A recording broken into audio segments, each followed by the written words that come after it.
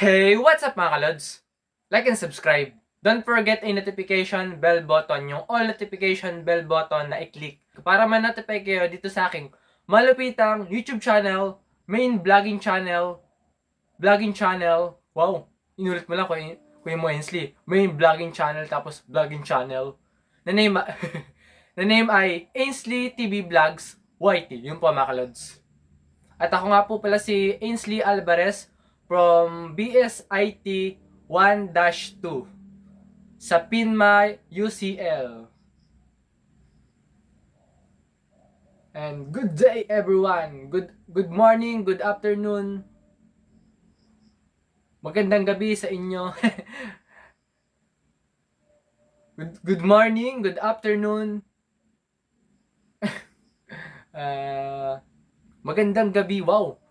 Nalimutan ko na ano English ba ng magandang gabi? Joke lang. Joke lang, alam. Kunyari, di alam yung English ng magandang gabi eh. Good evening. Good evening mga kalods. Dahil gabi na dito mga kalods. Kung gabi na sa inyo, good evening din sa inyo. And ito pong vlog na ito is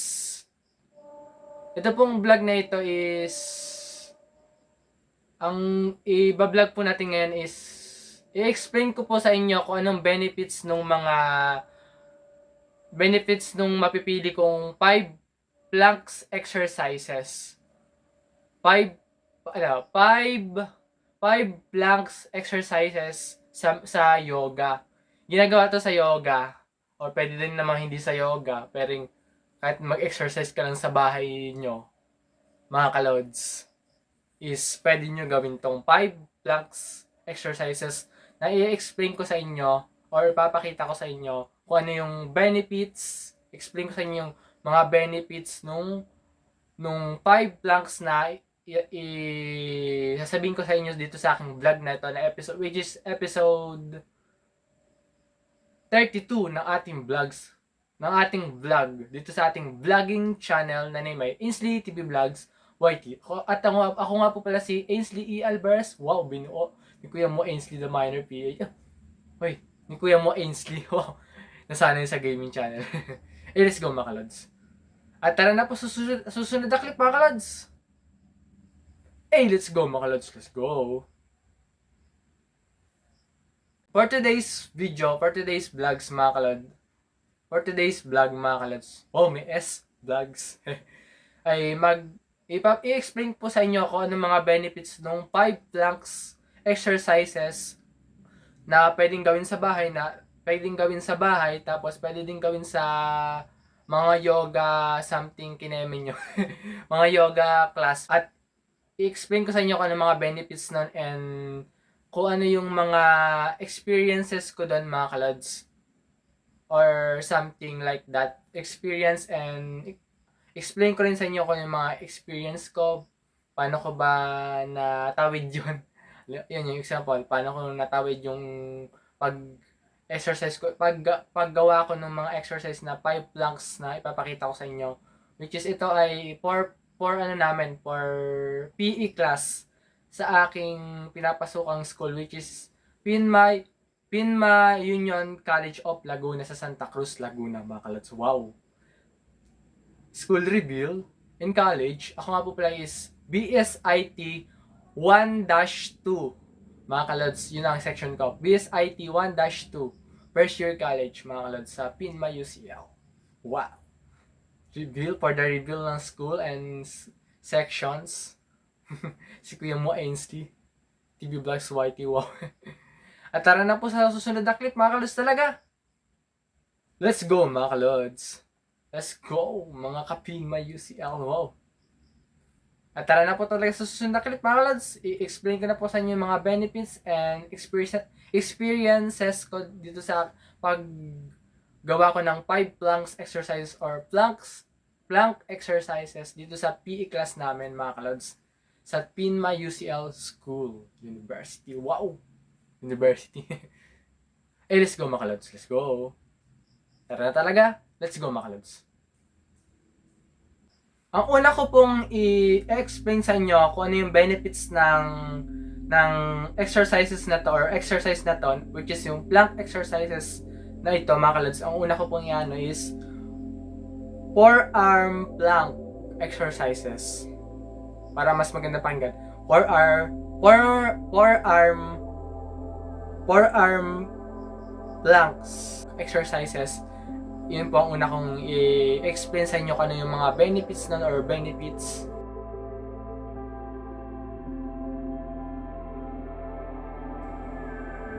Wait lang po. The forearm plank benefits include building strong core muscles.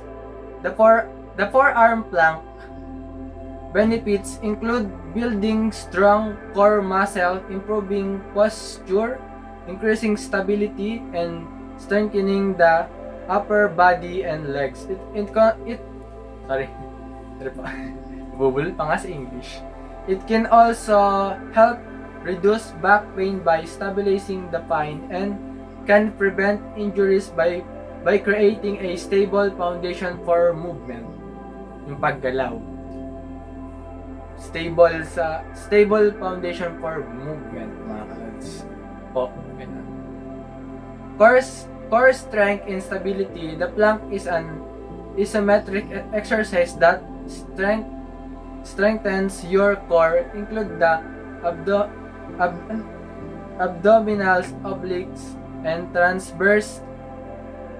A strong core improves stability, which is crucial for performing other exercises and daily activities. Posture and back health. Strengthening your core back muscle can improve your overall posture and health.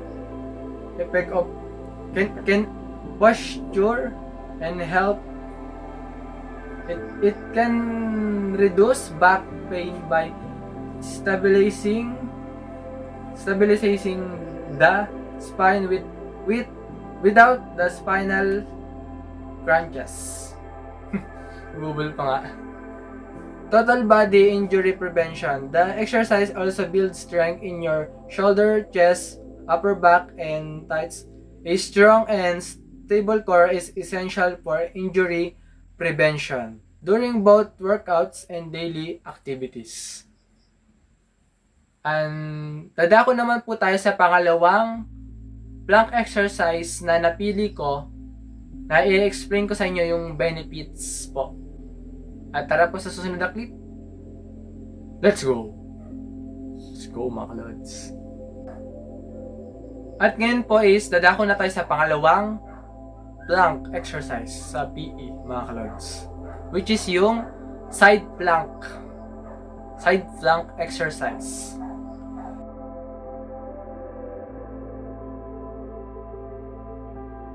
The benefits of this is a side plank involves supporting your body in a straight line on your side with your forearm and feet, providing the base of support. Its benefits include strengthening the obliques and improving balance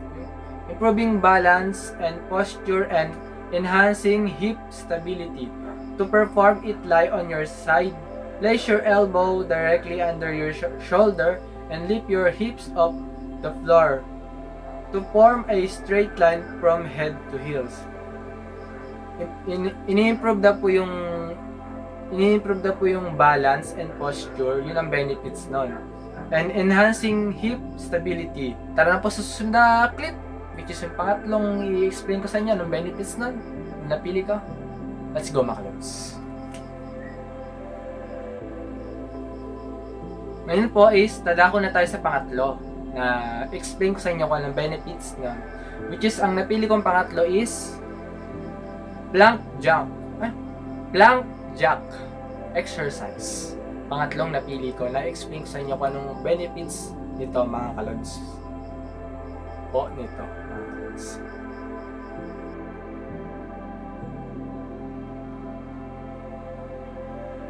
Plank jacks are great way to strengthen your core. They are variation of the traditional plank and they work by engaging all of the muscles in your core.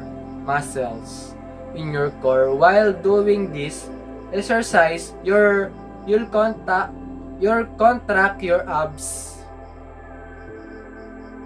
and back and hips to maintain a stable position. Yung yung nakabuka ka na dapat maintain yung stable position nyo pag ginawa nyo yung plank jack. Ika nga sa ating highlight ng in-explain ko na benefits ng plank jack is strengthen your core. To maintain stable position ng body pag ginagawa nyo yung plank jack or plank exercise, mga kalods. At tayo po'y dumako sa ating pang-apat na plank jack na napili ko, plank exercise. Dumako na po tayo sa pang-apat na napili natin. Let's go, mga kalods.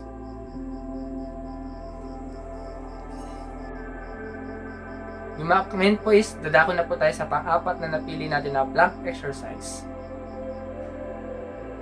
Pagkatapos nito is last na, mga kalods, and yung experience ko sasabihin ko sa inyo nung ginagawa ko tong mga exercise na to na napili ko na 5 exercise ng plank exercises. Ito po, pang-apat na po, which is ang napili natin na pang-apat is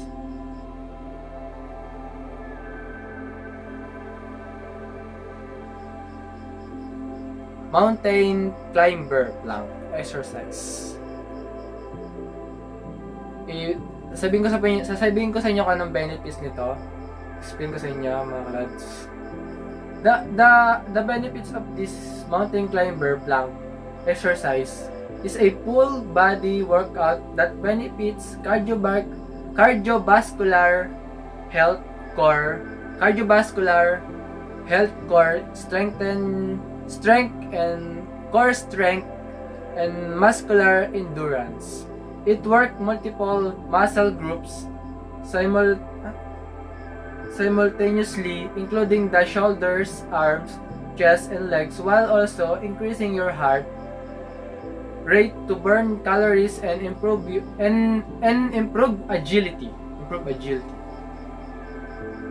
Highlight ko lang sa inyo, mga kalas. Cardiovascular health, core strength, and muscular endurance.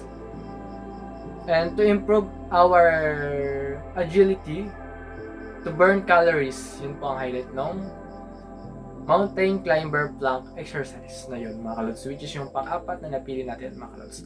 Dadako na po tayo sa pang-5, sa bago mag-explain tayo ng experience natin. Dako na po tayo, tara na po sa susunod na clip, pang-5 na plank exercise, mga kalods.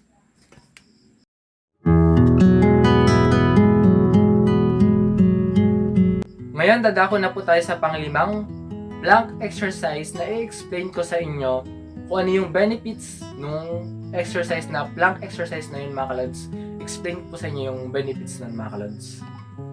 At ito na po yung pang-5 and last na i-explain ko sa inyo kung anong benefits ng exercise na yun or plank exercise na iyon, mga kalods. Straight arm pull plank exercise or plank exercise. Yun po ang napili natin na pang-5, mga kalods. At ito po yung mga benefits. Explain ko sa inyo yung mga benefits nito. Itong straight arm pull plank, mga kalods. The benefits of straight arm pull plank is planks provided total body exercise. Yun ang highlight na planks straight pull planks provide total body exercise. Body exercise arms. As you push up from the floor to get into a plank position, your biceps, tricep, and forearm muscle come into action.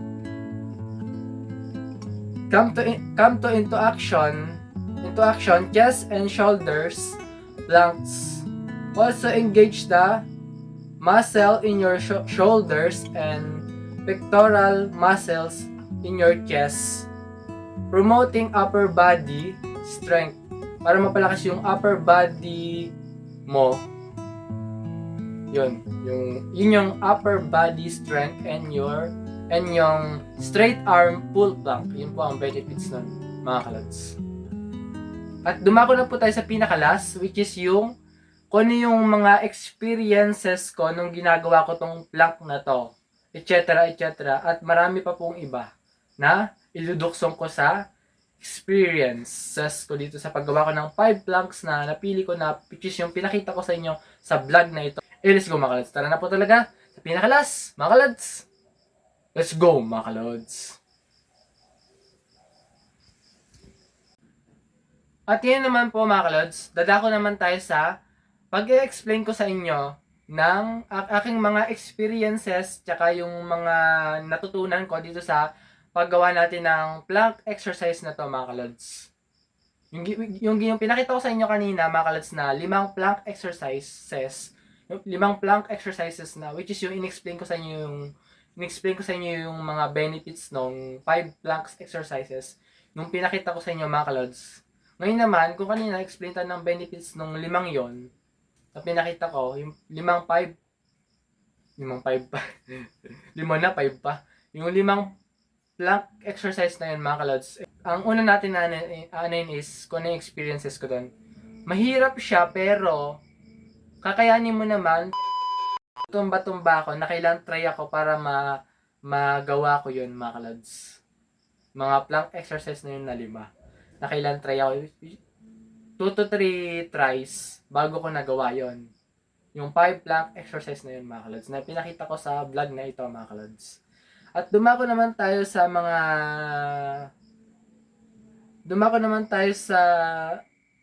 natutunan ko or nakuha kong knowledge dito sa exercise na plank na to. Plank exercise na to, ang nakuha